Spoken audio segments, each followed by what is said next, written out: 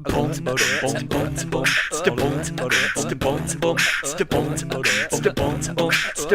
Show. Hello and welcome to the podcast that explores the hardlands entertainment industries. I'm Brian. I'm Kelly. And today we have an awesome show. We have some amazing guests on the show that I've been wanting to talk to for forever. And we're going to talk to them in just a second. But first, we're going to have to wait because I got to check in with Kelly here because you're finally back. Yeah, I know. It's been like ages. Or like 10 and a half months. 12 months. I don't know. Something like that.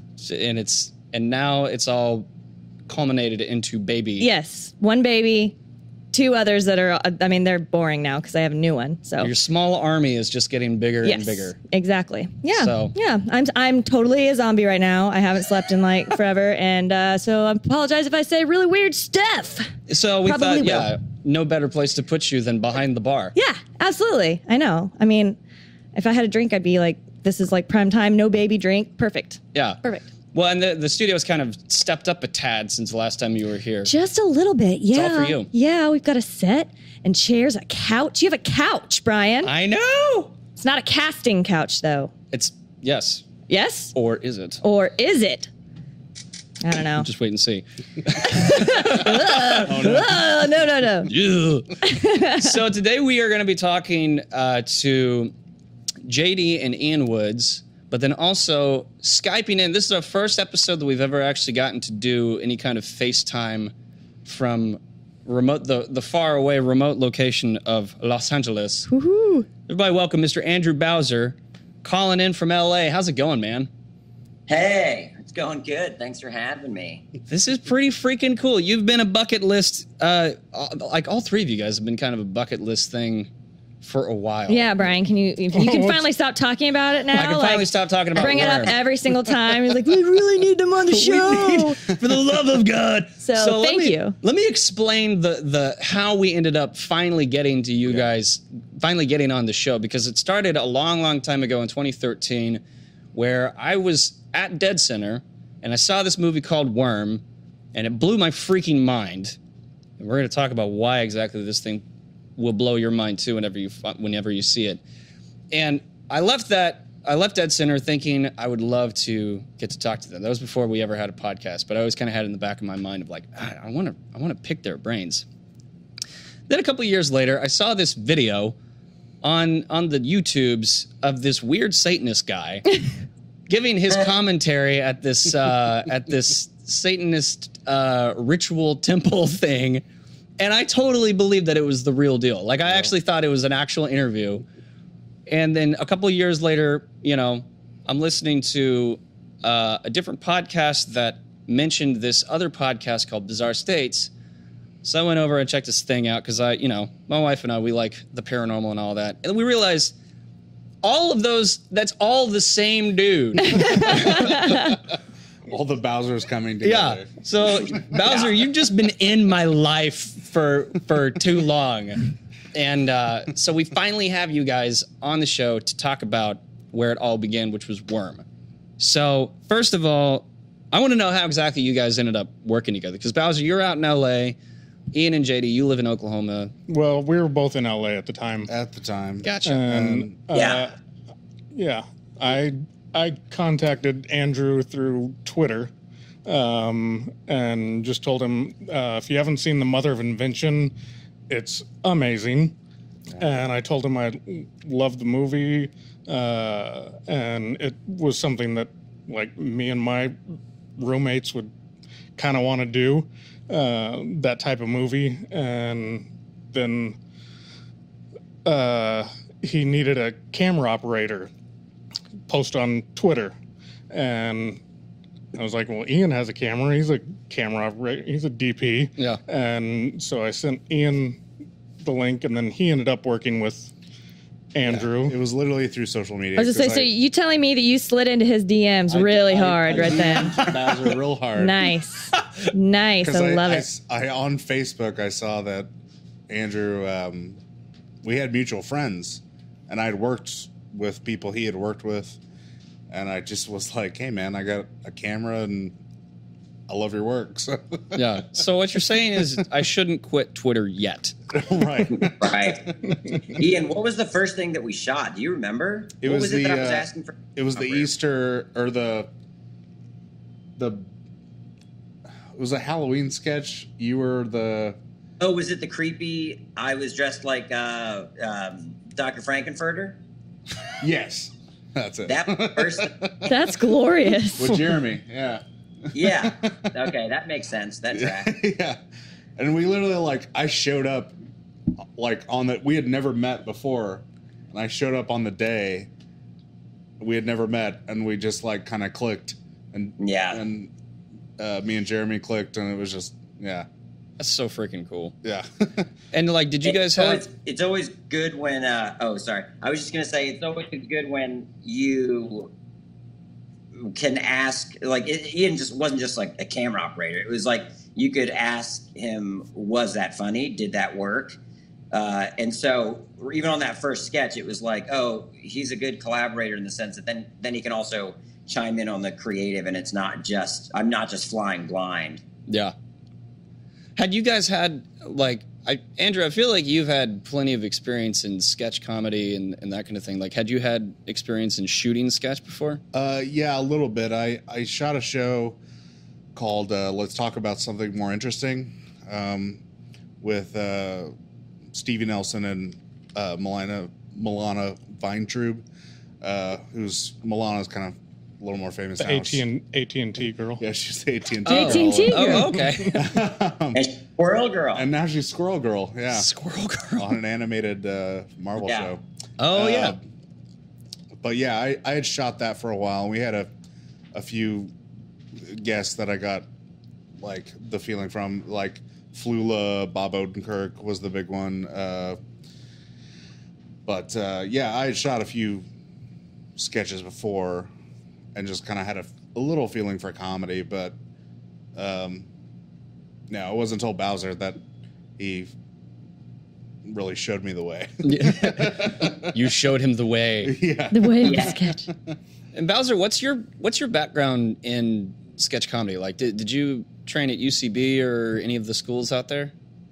Well, I did. I just always been shooting my own stuff since I was a kid. So most of it's kind of homegrown and self-taught. But then I did take UCB improv classes when I moved to LA, or a couple Freaking in LA, and that was when I started shooting sketches more seriously. It was all kind of in conjunction with kind of getting woken up by the UCB improv classes, and that's probably when we shot a lot of the stuff that we first shot. Ian, was that kind of era.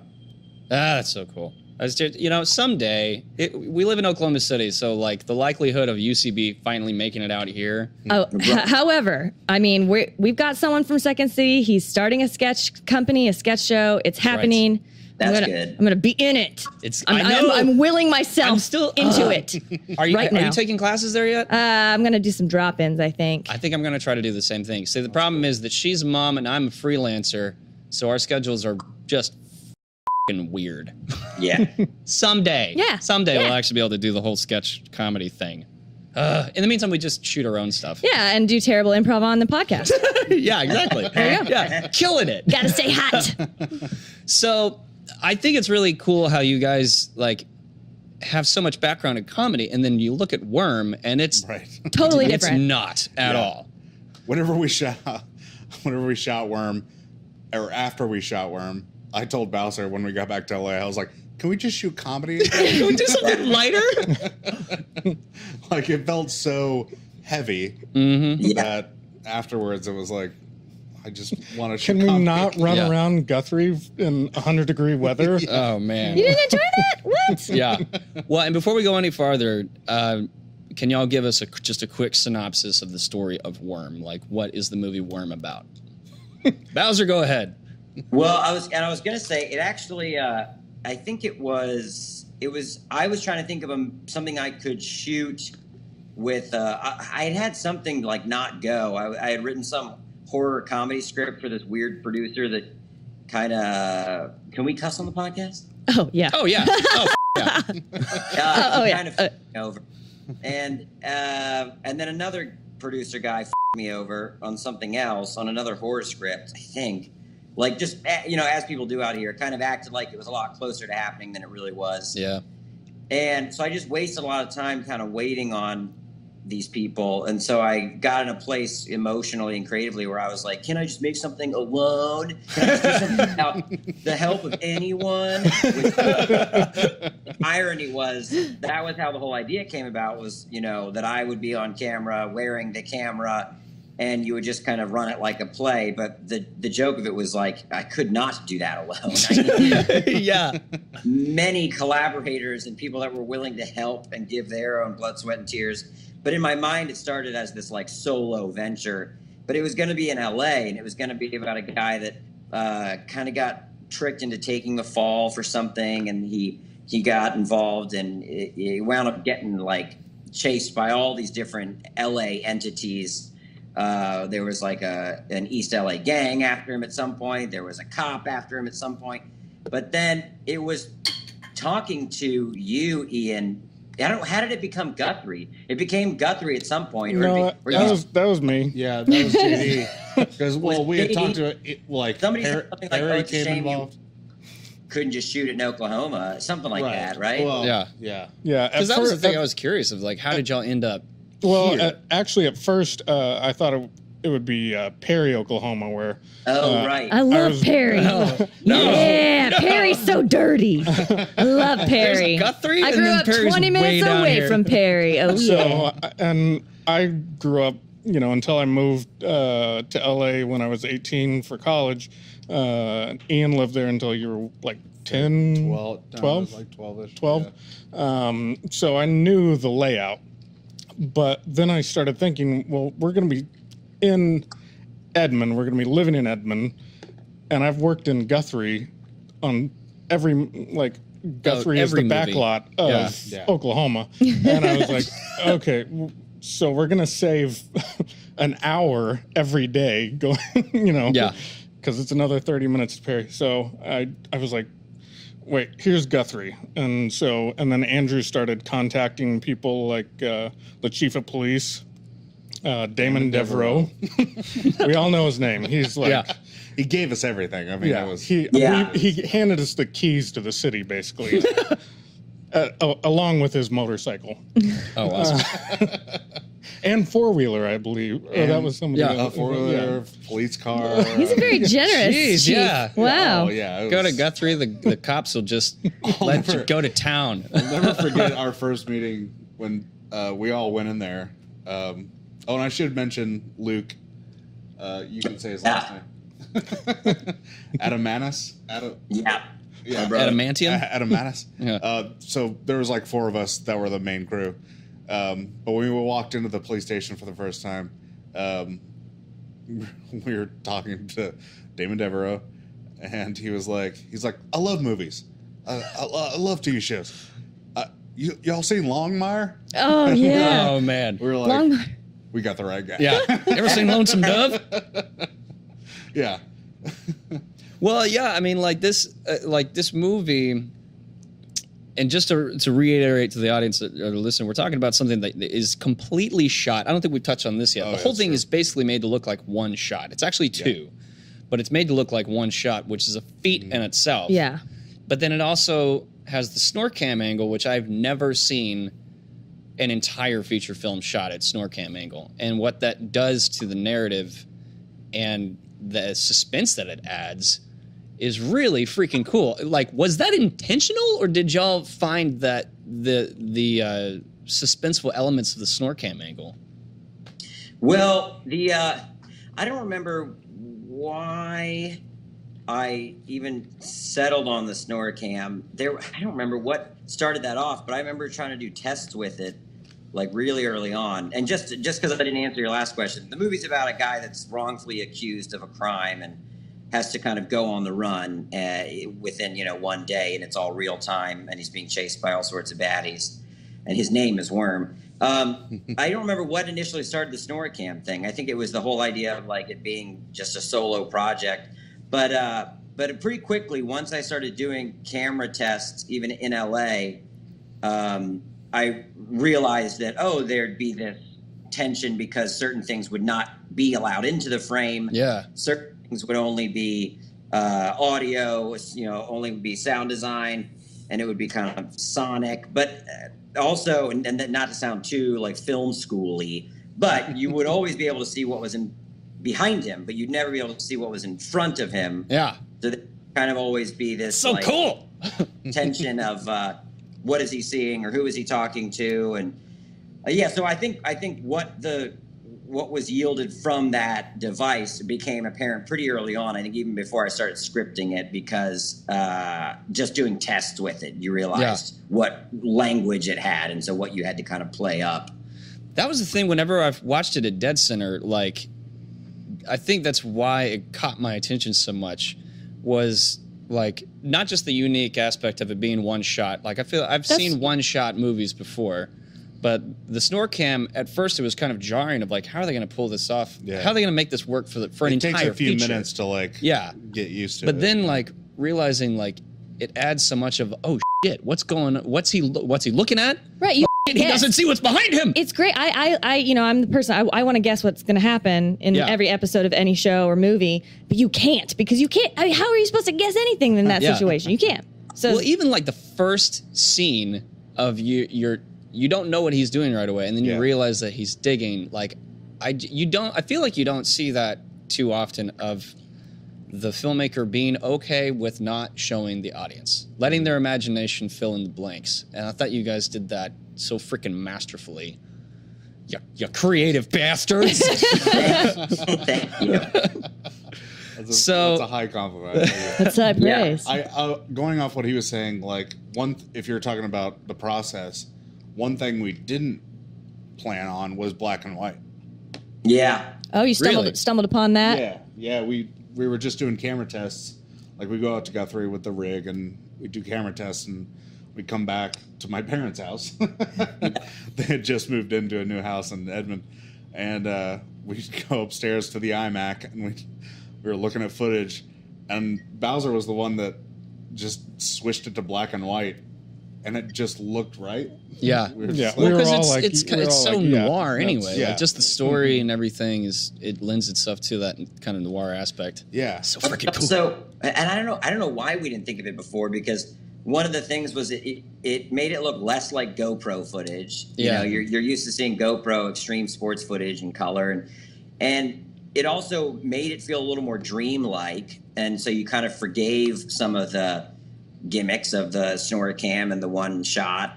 And then, also it was supposed to be a noir. I don't know why we hadn't always planned on black and white, but we didn't. We were doing tests with like different color filters, and what if we made it this? And yeah. I can't imagine trying to color grade a full feature in one shot, just because like the amount of environments that you're in and all that kind of, you can't. How do you light an entire town? Yeah. Here's the thing too, and my job as the DP, trying to light the bar scene closer to the end of the film was so hard because it's all got to be practical. It's got to be practical, but you're not lighting for normal camera. You're lighting for GoPro. Which you have to like do natural lighting, and he's got to go in and out of it, so it's got to look, like it's got a grade. Like it was weird, and I started with way too strong of a light, and it was like I had my 1K setting in a corner, just like blasting him, and it was just so bright. Yeah. And I was like, oh, right, it's a GoPro. Yeah. Just use something as close to a practical as you can. And Andrew, talk about the Team Downey, us getting we were hell bent on. We'd heard about this upgrade for the GoPro that allowed you to shoot at 23:9:8. And they called it like Cineform or something. Yeah. And it shot like with a more of like a raw look. And it wasn't available yet. And we were trying to get it. And I was trying to call GoPro and talk to them. And they were like, "Oh, we don't really care about this." And it was really weird. They like never gave a about the fact that making this movie. They never imagined that somebody would make a feature with we them. got official responses from people in other departments that were There's like, guns "We're not and violence." They had said like they just said clearly our goal is to via the sports camera. We're not here to support filmmakers. And I was like, got it. But then this guy who I had shot a wedding for, I had done video at his wedding. He worked with Robert Downey Jr. at his production company, Team Downey. And I don't know why I even wrote him, but I was like, do you know anyone at GoPro? We're trying to get the Cineform update. And the guy got it for us. Like, he sent us the update that we could download into the GoPro, and it's crazy. Like the day before we started. Oh, shooting. wow. So it was that close. It was close, yeah. Jeez. And the Lord blessed the shoot the day before. Down from the heavens appeared. Yeah. So, okay, tell me a little bit about the choreographing of everything, because it's a one-shot feature film, which, I mean, how long is it? It's like an hour and a half? Hour 45? I think it's like an hour and a half. Yeah. It's right under 90 minutes, yeah. Yeah. And you're on motorcycles, you're on four-wheelers, you're running around, you're going in and out of buildings all throughout Guthrie. And it seems like you went in and out of every building in Guthrie. So how did you... Bowling alley, though. Yeah. And the beauty shop. And the beauty shop. They said no. So there was things that, like, we had this... Like, the movie would have been longer, but... If you could have gotten the beauty shop. Basically. Damn it. Like, we would go through a run-through and Bowser would just forget that he had to go to the beauty shop. Yeah. Skip a location. But that's the other reason why you kind of wanted to be the actor in it, because that was really the only way to direct it, was from the inside out. But also, I'm a narcissist. But the aren't we all? No. Yeah. The blocking was really JD and Ian and my brother-in-law Luke and I just, like, the script was one thing. The script said, well, he goes here, he goes there. But I may say he goes to, I may say a salon, but then we don't get the salon. So then where else can the girlfriend work? Or maybe he goes to the girlfriend and she's sitting outside. So it had to be very malleable. You had to keep rewriting based on what the locations were and geographically how far things were from each other. And so we would kind of do these walkabouts and walk through the whole story as it was scripted, but then change it and then walk through it again and kind of time it out, and just kept doing that and then rewriting at night. And then Luke would make little maps of where everything was and what action happened at each specific stop. And we just kind of kept running that and refining it until it made sense and seemed like it would fit in 90 minutes. But there was a whole lap cut out. Like, he was supposed to go back to the diner and drink more coffee because he was so drunk. And I think I forgot that. And then it wound up like, wow, glad he didn't, because then it would have been. Oh, did you like actually you just forgot that part of the blocking, like, while shooting? I think so. We did it, or we cut it out. I don't know. Yeah, I think we cut it out in prep. Yeah. By the way, on the note of you being too drunk, my wife is sitting off camera here, and she's also a huge fan of Worm.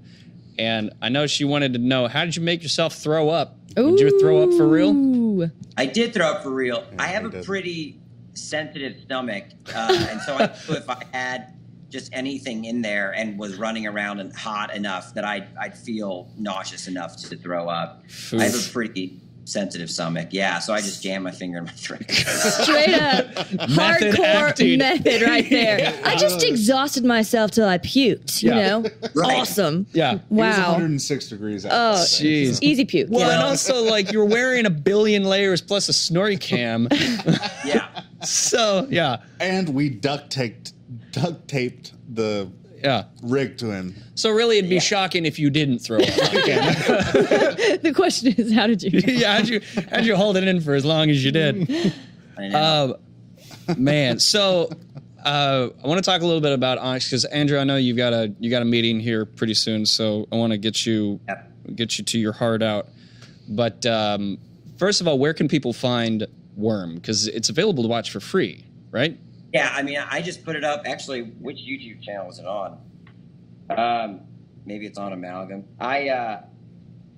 We didn't get any distribution after the festivals that it did play, which was a bummer. It's a freaking crime. And so I waited. I mean, I feel like I waited like a year and then just put it up.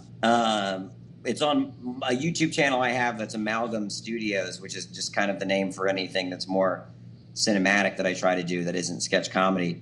And yeah, it's just there.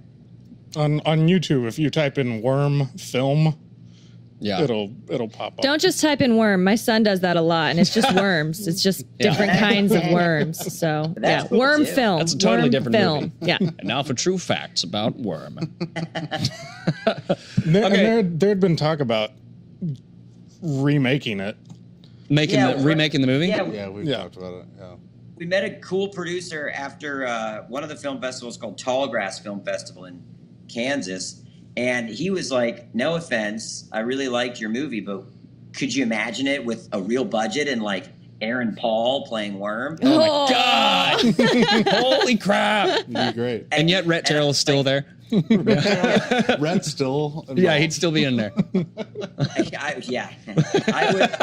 I would love that. I was like, of course, I don't have any. I understand that a lot of these projects may be building blocks for other things. I've kind of lost the romantic approach to like, well, but it's not the thing that I wanted. I thought it would be. Maybe it was just the precursor to a remake or to a bigger budget approach to that concept. And I would have loved that and had JD and Ian and I could have had a proper monitoring system and a true video village and like lockdown and bigger stunts and all this stuff. Oh, for but then sure. It never happened. I wrote it though. I wrote the whole freaking thing, and it had kind of just bigger payoffs and same movie, but just had a little more confidence behind it. But it didn't go anywhere. Well, knock on wood. We're trying to figure out a whole thing where like Aaron Paul Worm would jump on and off a train.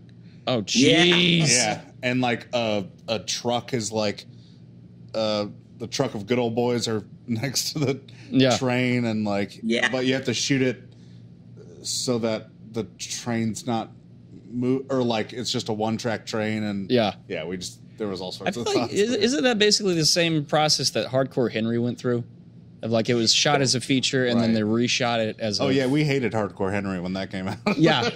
It's dizzying. Very I don't know how people don't throw up left and right watching Hardcore Henry. It was a different movie completely, but we just saw that and I was like, it was literally the opposite of Worm, where it was looking the other direction. And all the mayhem. Yeah. There's no suspense. Yeah. So let's talk a little bit about Onyx and how that even came to be, because Ian, you were on part of the creation. I think I shot the first one. Yeah, you did. Weird gamer guy. and like there's been many others. Well, and like now Onyx Bowser, is an where did Onyx even come from? Like, it was during my doing improv classes at UCB, and I just kind of gotten the itch to do more sketches, and but it started with thinking of I guess you'd call it his catchphrase, him saying, I don't know.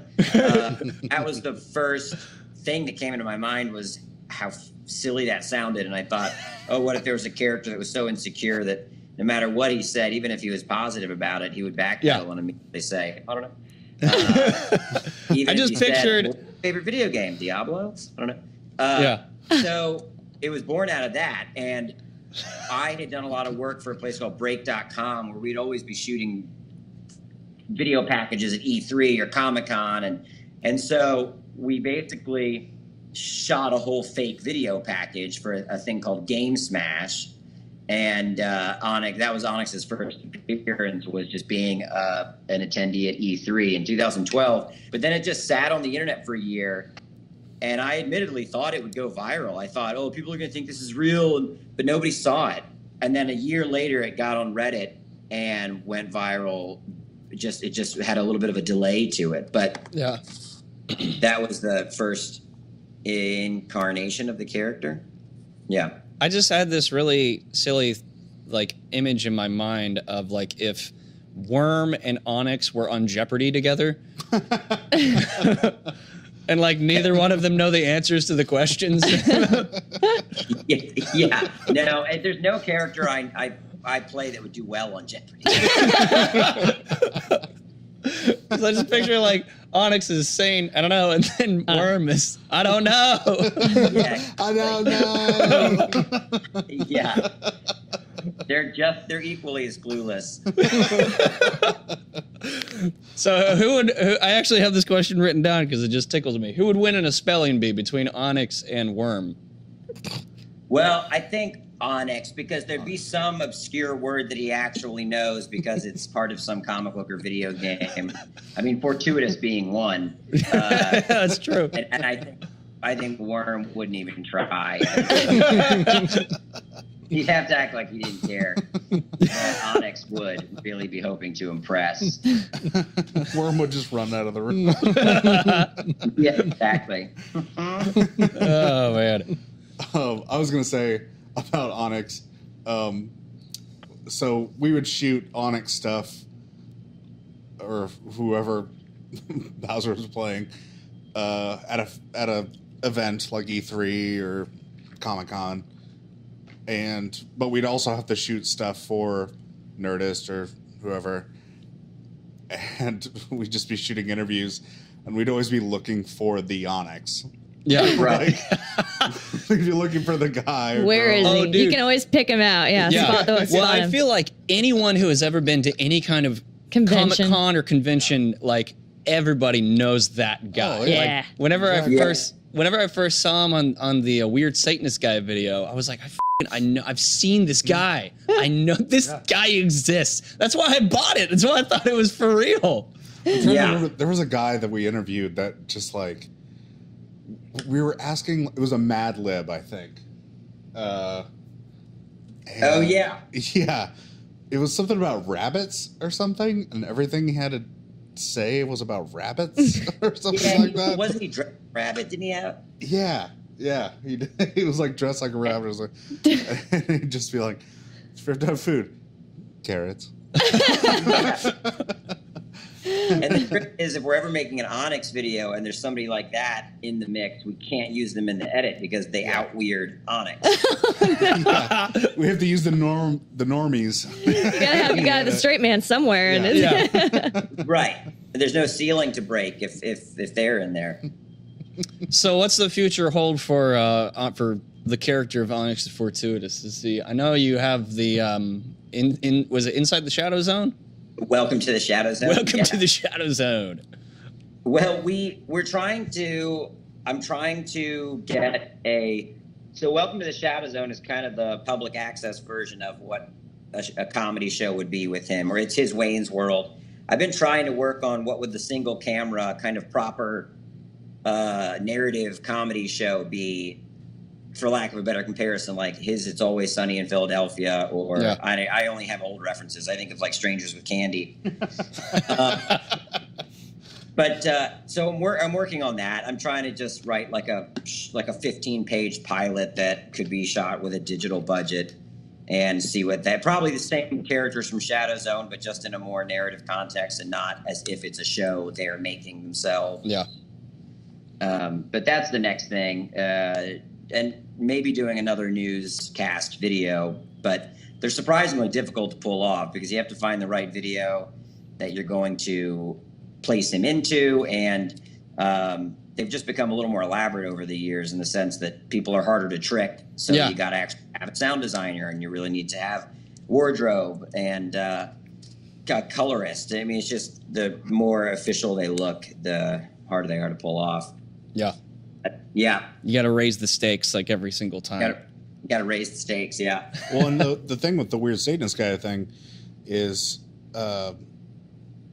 like either Bowser saw it or somebody sent him the video of the real life. Oh, the real deal? Yeah. Well, yeah. And then he just cuts himself in. Yeah. And that's why it feels extra real.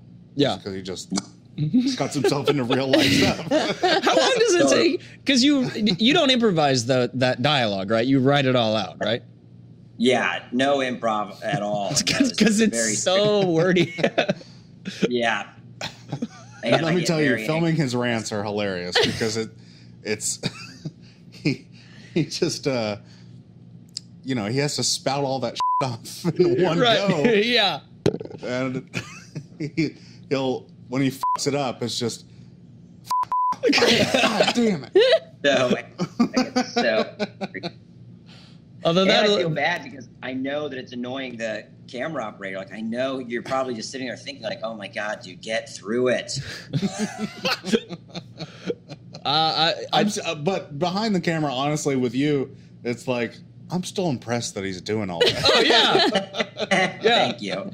I think anybody who like actually knows what's going on is like, God damn, this guy's like memorized a novel. Incredible, yeah. It's not a bad actor that I'm like having to painfully sit through. It's like, right. No, he's gonna get it.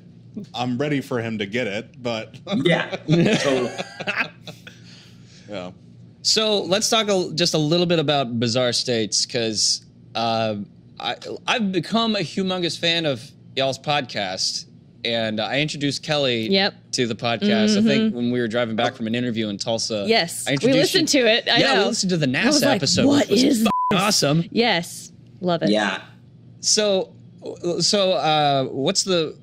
I guess, tell the audience exactly what Bizarre States is and how you keep it together doing a show with Jessica Chobot like that.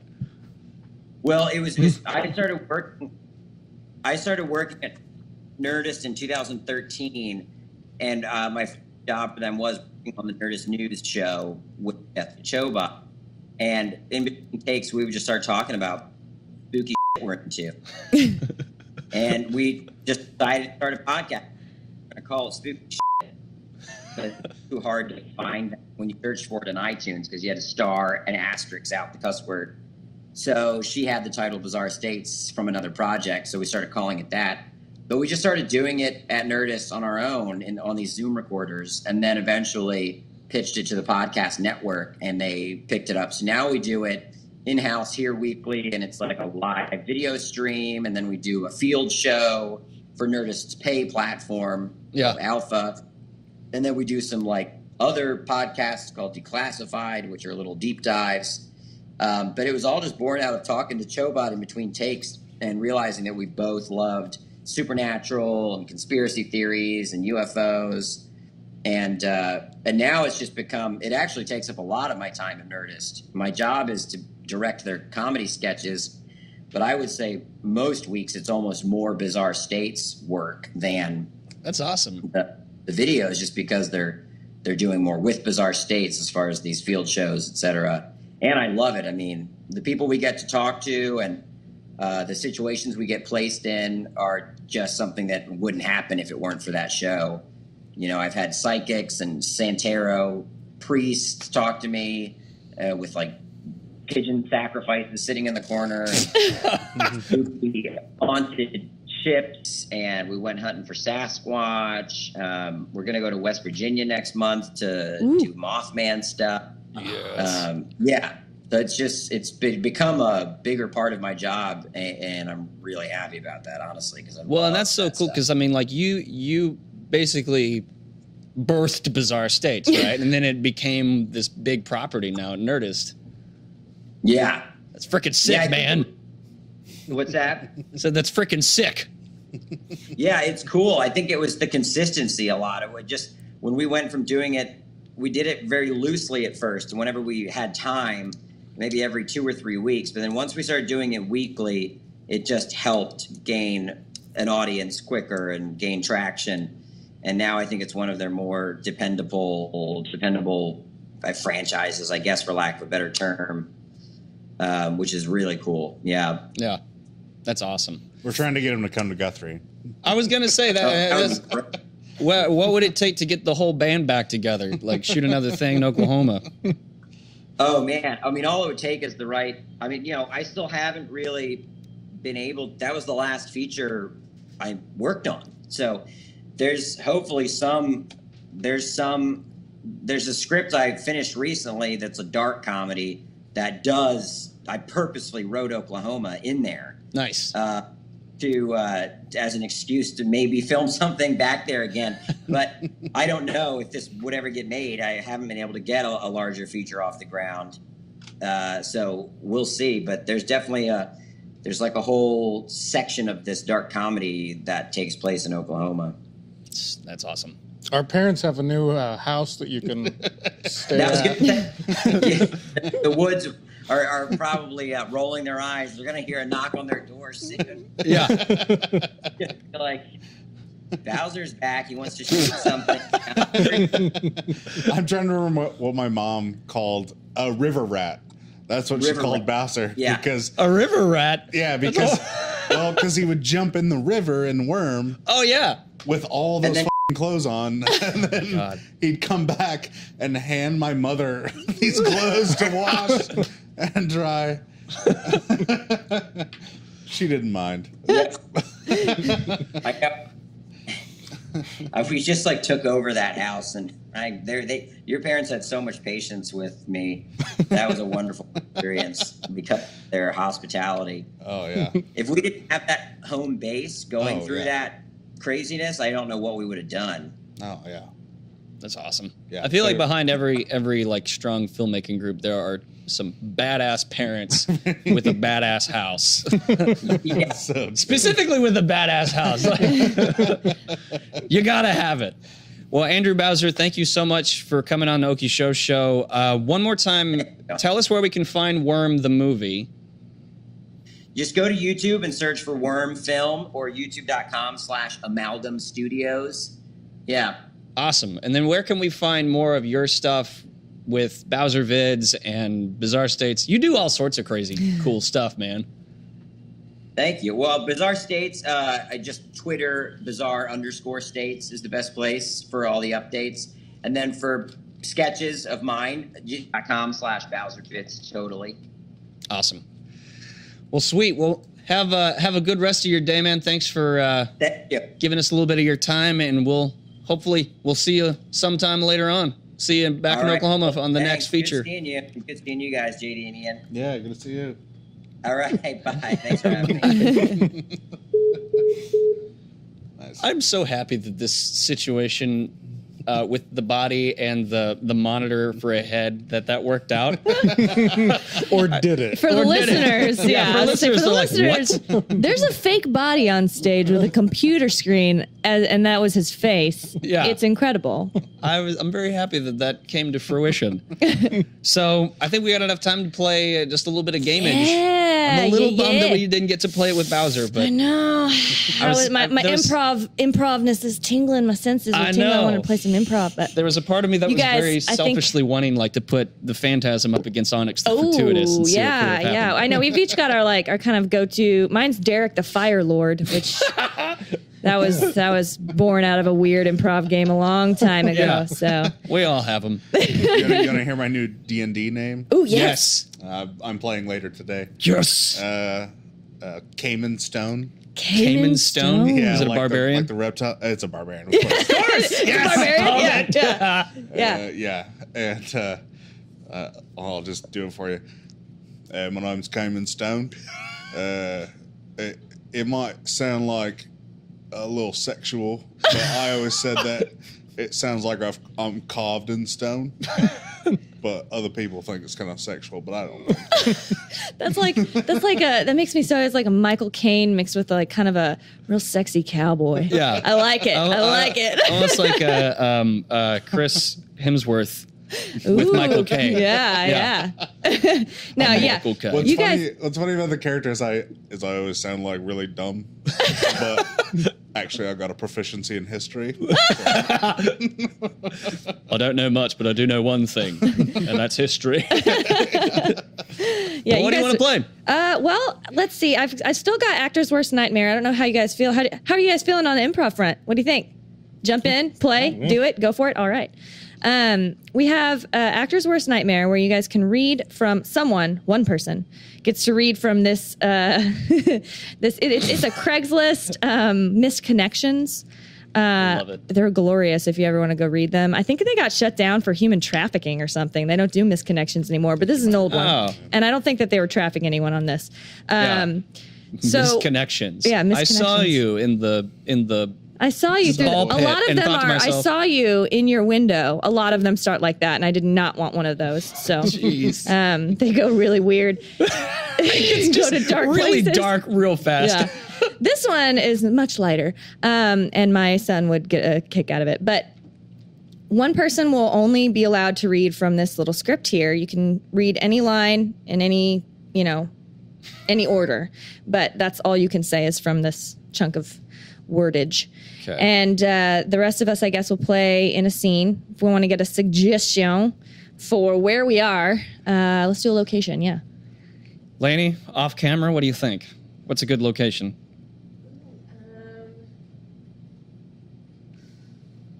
I just like Walmart. That's Walmart. pretty good. Okay, yeah. All right. And who would like to be the reader? Anyone? Any takers?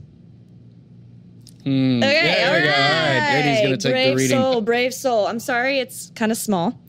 So we're out at Walmart, and Brian, why don't you and Ian play the scene, and I'll be the walk-on. Okay. All three of you guys will be playing. You guys can be customers, and why don't you be the cashier, if that's all right with okay. you? Yeah. So I'm reading the whole thing? Just or lines from it, just sentences. You can read chunks or just short clips, whatever Okay. you feel. And to kind of ease it up, for Ian, totally for Ian, what are we shopping for? Shopping for liquor, because Oklahoma's gonna have liquor. We're gonna have liquor. The Walmart. All right, so we're at Walmart shopping for liquor, and JD's playing the actor's worst nightmare, basically. Yeah. Okay, here we go. In 3, 2, 1. We met on Craigslist, so I'm hoping that this post finds you.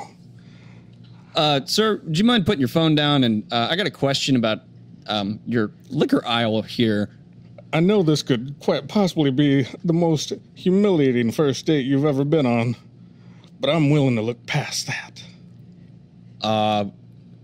It's funny that you knew that we were going to be on a date later on today, but What do you mean by look past it? I'm not really sure. Do you know him? How does he know that we were on a date? I don't know. I thought we had chemistry, sitting at Applebee's, sharing that basket of Cajun tots What the ass? while drinking Amstel Light. I really feel like there was a connection there. How did he know that we went to Applebee's? Either he's stalking us or you got some splaining to do. They have really good potato skins. But we didn't. Well, that's true. Yeah. We got chicken tenders, but it's fine. So, a question about the liquor. I'm just gonna try to forget about any suspicions going on between you two. But the liquor, when is it available? Because we're, thirsty. Next month? Oh.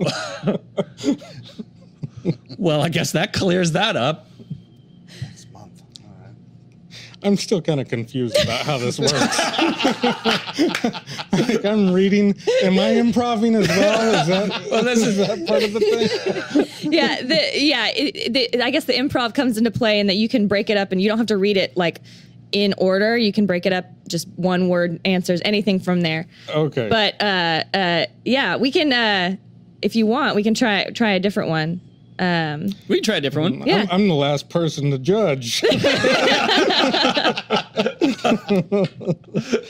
You for crapping your pants. In fact, I'm impressed by your boldness. Jerry, I'm so sorry, you guys. I'm so sorry. Jerry's new here, and he likes to have kind of personal relationships with the customers as he comes through. And, I understand you're looking for some alcohol. Jerry, you told them it's not available till next week, correct? Just whatever you'd like to purchase, he's very friendly. Okay, well, we can't get any liquor, so what do you think? Well, What's a good alternative? Cheez-Its? Cheez-Its are a good alternative to liquor. Get drunk on cheese. All right, Jerry, please help them with their Cheez-Its and please no more comments about their personal lives. Okay, thank you. Yeah, I'll be right with you if you need anything else. Thank you. All right, thank you. I'll wait for your call, Tad. Thank you, Jerry. Thank you, Jerry. Is her name Tad? She didn't look like a Tad. No, she looked more like a Marie. No, it was Tad. Marie. Breaking Bad. Marie. That was Yeah, her name, right? I think so, yeah. Oh, man, speaking of Breaking Bad, we should score some meth after this. Oh, yeah. I think I'm running low. Yeah. Well, I mean, we can't get any liquor, so I mean, the next best thing is definitely meth. Yeah. Hey, sir, do you know anything about any blue stuff maybe available? Maybe under the counter? Well, if you shot yourself on purpose to the end of the evening early, touche. I don't think they have any. Yeah. Maybe we should go. I don't think he's in the know.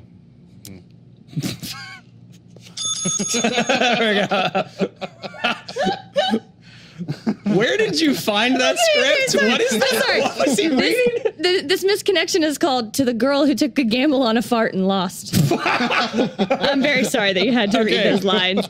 I really, really appreciate you doing that. I feel like we can't go without you reading the whole thing. Oh, dramatic reading? Dramatic reading. Dramatic reading, okay. We met on Craigslist, and I'm hoping that this post finds you. I know it could quite possibly be the most humiliating first date you ever have been on, but I'm willing to look past that.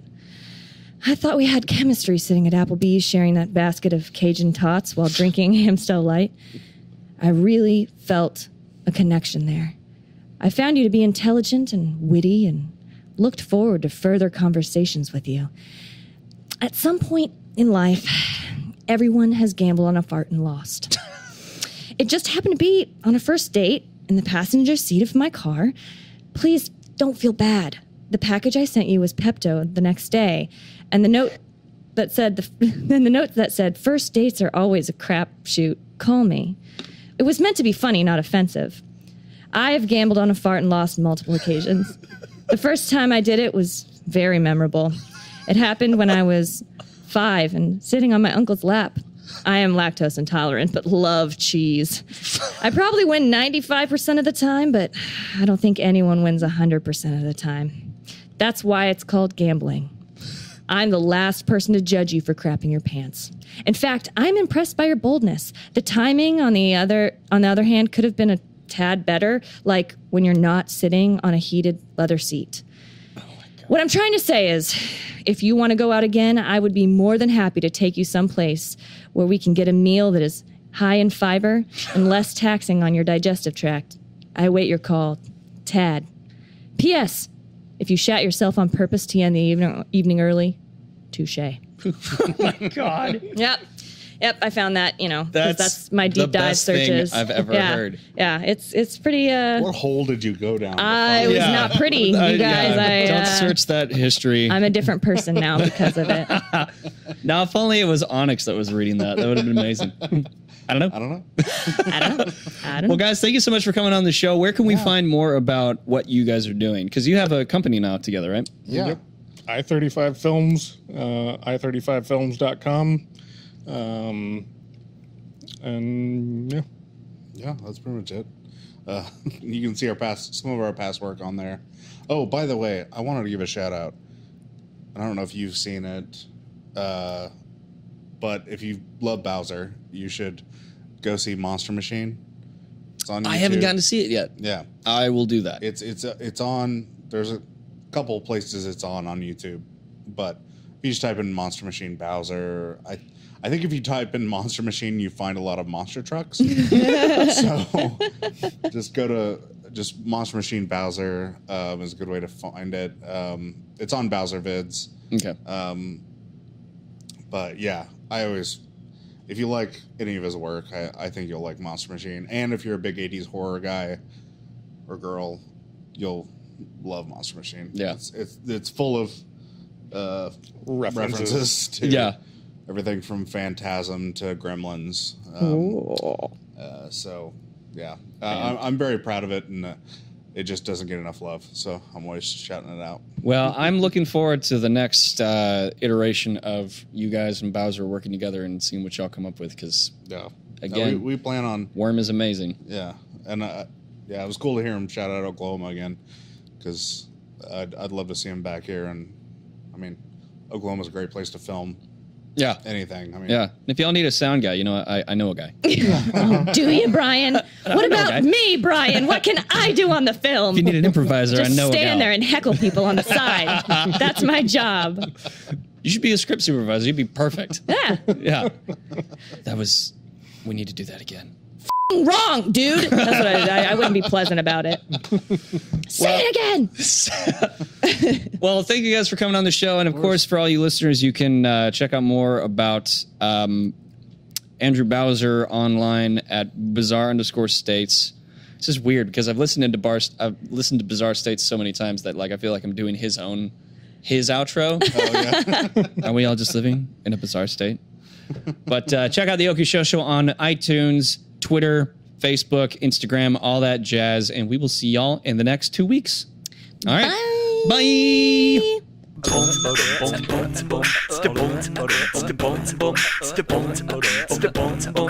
Okie Show.